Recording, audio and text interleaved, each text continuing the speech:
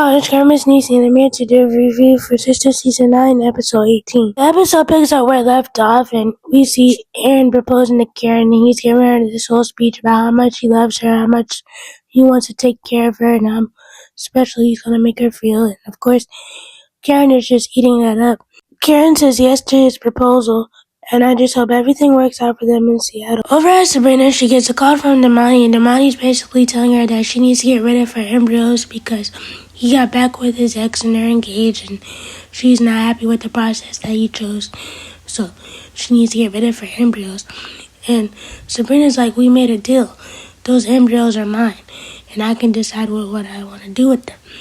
Damani's like, well, they're mine too. Damani, when did you have enough time to get back with your ex and decided that you wanted to be engaged to her? Because it was just a month ago that you were telling Sabrina that you wanted to be with her. Y'all think that y'all could be a couple. Sabrina, Georgia is a pro-life state, so even if you got rid of those embryos, it would be considered unaliving them. So you should be okay. Even though I think you don't even have to worry about the whole embryo situation because I think you're already pregnant. Are they going to wind up being pregnant by Rich or by Rock? Over at the law firm, we have Andy talking to Fatima, and they're both talking about their night and how their night went. Andy's like, she was just chilling with Dr. Vaughn and all this other stuff. Fatima's like, well, I saw Gary and he apologized and he also gave Zach $100,000. And Andy's like, well, he did say that he was going to make things right with everybody. So I guess he's just making his rounds. Fatima's like, well, you knew, but you didn't give me a heads up. Andy's like, well, we were in a weird place and I didn't know how to tell you. Oh, and Fatima, you should not be out here telling your man's business like that. As they're talking, Hayden walks up and he has too much cologne on, and they're both telling him that his cologne stinks, and he's making jokes about Andy's mom because Andy's mom is in the building, and Andy's like, well, stay away from her mom. We could honestly left that part out because all it does is bring up reminders about you and Miss Marie, and we didn't need to know that. Over at the bank, Sabrina's in her office and she's crying, and Maurice comes in there and he talks to her, and he's like, what's wrong with you? Sabrina tells him the whole situation about the money and how he wants her to get rid of the embryos because of his fiance. And Maurice is like, we're not doing that to my 4 little nephews, and he starts naming names for the embryos, right? Maurice, those names are absolutely terrible. Don't mention those names to nobody. But he's basically like, you should tell her about herself. She can't tell you what to do.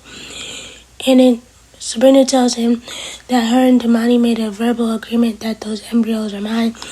Maurice is like, you can't be making verbal agreements. You needed to get that in writing. Maurice is definitely right about having stuff in writing, especially when it comes down to something like this. He definitely never is supposed to do anything verbally because you can't prove nothing that's verbal. So this is always supposed to be in writing. That's when Paige walks in and she's like, I'm sorry to overhear your conversation. I don't want to overstep, but Georgia is a pro-life state, so you shouldn't have to worry about it. Over at the airport, while Danny is working, she's approached by Officer Green, and they start talking, and apparently Officer Green is there because the airport called the police department because customers were getting rowdy. I'm like, he's the only police officer in Atlanta? Okay. Danny is like, well, what happened last night can never happen again. I'm like, Danny, what did you do? She didn't sleep with the man. She just texted him till 3 o'clock in the morning, which is something you should never do when you claim that you're in a relationship. Even though I don't know why she's still claiming to be with Tony after Tony stole $10,000 from her. She better than me. If she like it, I love it, okay? She basically goes on to tell him that she's not a cheater, and the only reason that she was texting him that late, she had an argument with her boyfriend and she wanted some attention. Well, Danny, that's not the way you do it. Officer Green tells her that he doesn't care that she's in a relationship, and since she had an argument with her boyfriend, that means he could come over. And Danny, I know you better not invite that man to your house. Back over at the law firm, we see Andy's mom come into Andy's office, and she brings her some, turtles, right? And Andy's like, thank you. And they sit down and have a conversation. Of course, this is one of those type of conversations, like, when are you going to get married and when are you going to have kids? Andy's like, well, I don't want to be married, nor do I want to have kids right now. And Andy, you did want to be married at one point, but you found out the person that you really wanted to be married to is crazy. The life that you solely desired and solely wanted with Gary didn't turn out to be the way that you wanted it to be, so that you changed your mind about the whole thing about marriage and having kids, not realizing that there could be somebody out there for you that'd be willing to change your perspective and give you those things that you want. Andy's mom wasn't asking these type of questions out of love. She was asking so that she could have something else to brag about to her church people. But to be honest, that type of conversation that Andy had with her mom could be very triggering. So we see Hayden introduce his new client to Fatima. She's one of the biggest people in the WNBA, right? They're both giving her accolades and praising her, right? So when Hayden walks away, the WNBA player is like, I think he's really cute and I want to get to know him. Fatima's like, I think he's gay. Now, Fatima, you need to let Hayden live his life and find somebody. Hayden does really need to find love because I think he's definitely scarred from love from dealing with Samira, but everybody's not like that. Over in Fatima's office, Hayden and Fatima have a conversation, and Fatima's basically telling Hayden that he needs to be the lead on these cases because her workload with Andy is becoming too much and she can't focus on both things at once. And Hayden's like, well, you're making more money with me and doing much better with these cases. Fatima's like, I understand that, but I'm here because of Andy and I want to focus on this. Fatima, sorry to break it to your sister, but the way that you care about Andy and love Andy, she don't love you like that. She don't care about you like that. She might play like she do, but Fatima, and you're putting Andy's feelings into consideration, not realizing that you're stunning your own growth and your own potential. I think you should leave Andy alone and focus on yourself. Over at the restaurant, we see Zach having this sit down with Mr. Keys, and they're talking about Zach's father and Zach's father's past, how he used to do breaking and enterings. And Keys also told Zach about how his father was called Goldie because he would go into steal people's joy because he felt like they wouldn't miss it because they were so rich, which is crazy, but they get into the really important conversation about why Zach's dad hasn't been around and how Mr. Keys yelled at Zach's dad for not reaching out, and that's why they don't talk anymore, and how Zach's dad remarried and moved to Canada with some South African lady. Zach is like, I haven't seen my father since I was 5 years old. I just want to know why he hasn't reached out. Mr. Keys is like, the reason why is because he probably feels ashamed, embarrassed, and he doesn't want to be rejected, and he probably doesn't even want the relationship anymore, which is not right. I feel like every parent should reach out to their child and try to form some type of relationship. Even if the child rejects the parent, they can at least say they tried. And I've said it before and I'll say it again. I really think that Mr. Keys is Zach's daddy. He's just trying to warm up Zach to the idea of Zach actually having a father in his life now. So he's trying to play that, oh, I was friends with your dad. Back over at the law firm, we see Karen coming in because Andy has called for a meeting. So she's in the conference room with Fatima.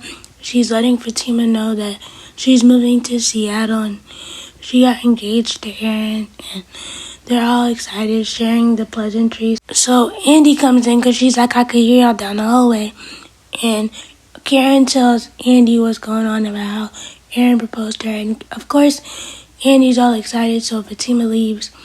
They get down to what they have to talk about getting the girls to come into the office so that Benson could hear their sides of the story of what happened to them. Oh, he can possibly soften up to the idea of Andy doing the case, right? So Karen's like, I'll call the girls and see what could happen, even though it's short notice. So, of course, the girls agree to come in. But then they start talking about Danny, and because Karen asks, why aren't you cool with Danny anymore? Then they go into the whole situation about how it started with a white lie because Andy said that she wasn't dating Dr. Vaughn, and Andy's happy that Karen didn't judge her, and she brings up the fact that Danny's always the one that's judging her, but she's probably not even happy in her relationship, and Danny is jealous of her, that she could date any man that she wants, and Karen's like, well, there's actually nothing wrong with being in a relationship, and Andy's like, well, you're different, you're engaged, and you're happy. Danny's not happy at all. Karen's like, well, guess what, you don't know that, so you can't really say. So Karen's like, well, let's get all the girls together, including Maurice and Pam, and invite them over to my going away. I do find it funny how Karen told Fatima that she was moving in a couple of days, but she didn't tell Andy that at all. Then we see Danny talking to Creature because Danny decided to book a therapy session during her lunch break, and she's only have 30 minutes. And Creature like, that's fine because I only have 30 minutes too. So they get down to what they have to talk about.